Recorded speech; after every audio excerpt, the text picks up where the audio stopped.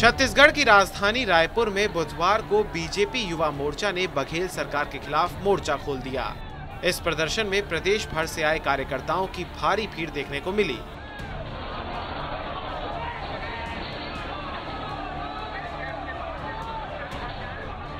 BJP Yuva Morcha के नेताओं और कार्यकर्ताओं ने सीएम आवास के बाहर प्रदर्शन किया।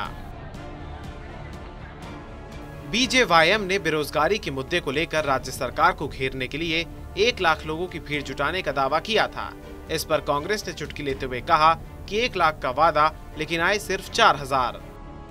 राजधानी में किया गया प्रदर्शन सुपर फ्लॉप साबित हुआ। भाजपा ने दावा किया था कि इस प्रदर्शन में 1 लाख से अधिक लोग आएंगे, लेकिन जमीनी हकीकत यह है कि इनके प्रदर्शन में बमुश्किल से 4000 लोग भी नहीं इकट्ठा हो पाए।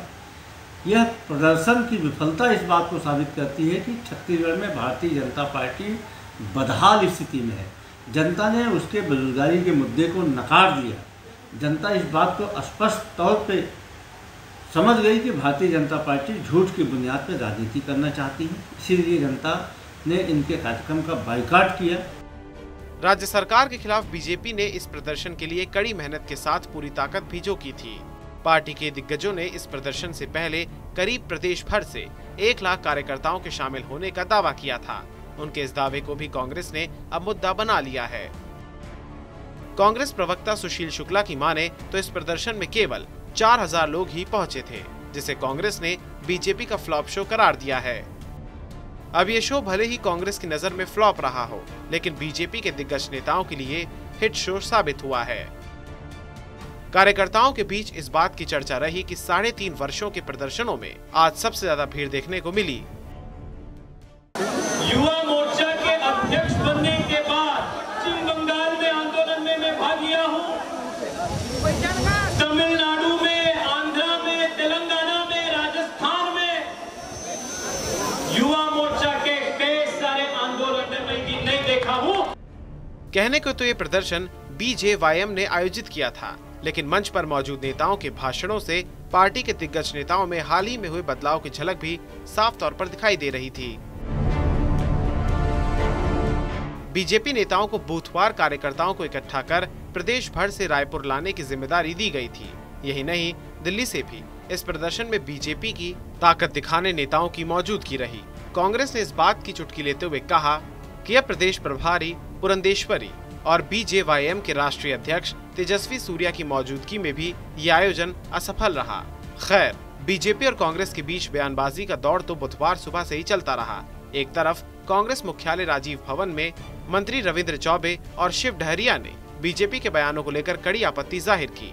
रोजगार के मुद्दे पर बीजेपी पर पलटवार करते हुए रविंद्र चौबे ने कहा कि छत्तीसगढ़ में जब बीजेपी की सरकार थी तो 22% बेरोजगारी थी। आज 0.78% बेरोजगारी दर है। हम लोग रायपुर में विगत 45 साल से राजनीति देख रहे हैं।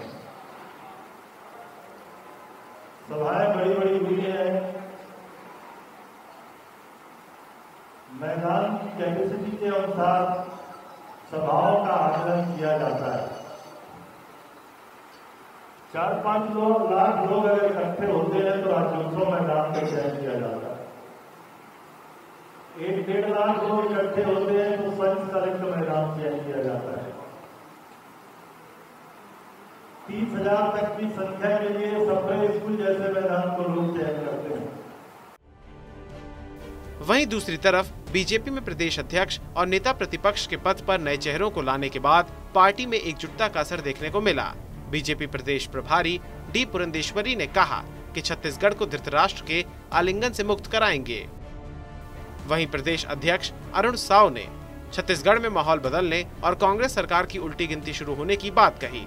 उधर बीजेपी युवा मोर्चा के इस हल्ला बोल विरोध प्रदर्शन में पुलिस के जवान भी जख्मी हो गए और बीजेपी नेता भी। प्रदर्शन खत्म होने के बाद अब दोनों ही तरफ से एक दूसरे पर जुल्म करने जैसे आरोप लगाते हुए फोटो वॉर शुरू हो गया है। पुलिस के अपने दावे हैं और भाजपाइयों के अपने दावे हैं। कुल मिलाकर बात यह है कि बीजेपी 2023 विधानसभा चुनाव के लिए प्रदेश भर में माहौल बना रही है।